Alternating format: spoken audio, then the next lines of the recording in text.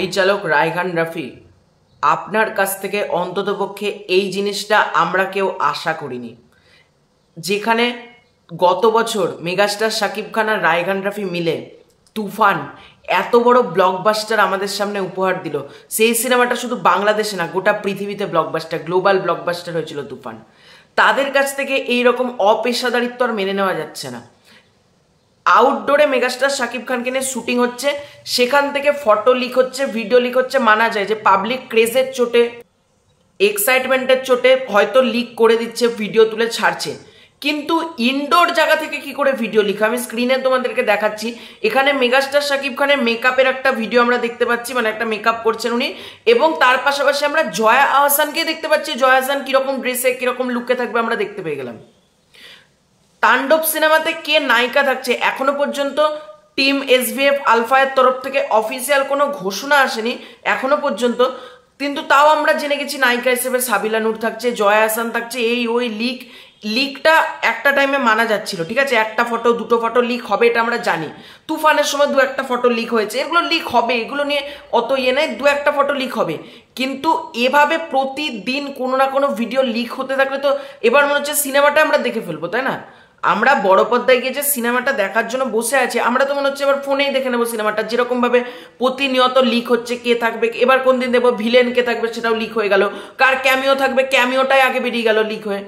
এগুলো টিমের উচিত একটু মানে এগুলোর দিকে সতর্ক দৃষ্টি রাখা। কিভাবে ইনডোর শুটিং লিক হচ্ছে বুঝতে পারছি না, র সিকোয়েন্স র ফুটেজ কি করে বেরোতে পারে একটা সিনেমা থেকে?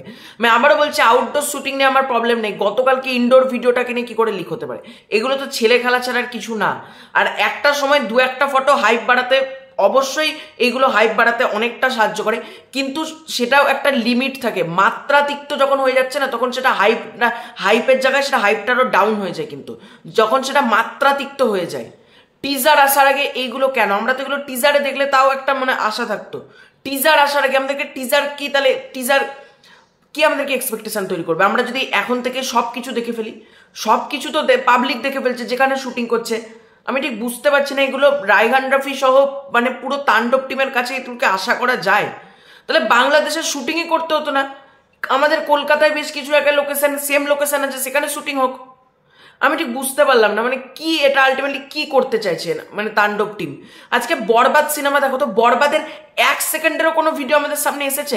বরবাদ তো মুম্বাইয়ে শুটিং হয়েছে, পুনেতে শুটিং হয়েছে, কলকাতাতে শুটিং হয়েছে, কোনো একটা পার্টিকুলার ফটো লিক হয়েছে যে এ নায়িকা থাকবে, এ ড্রেসে থাকবে, এ থাকবে, ও থাকবে?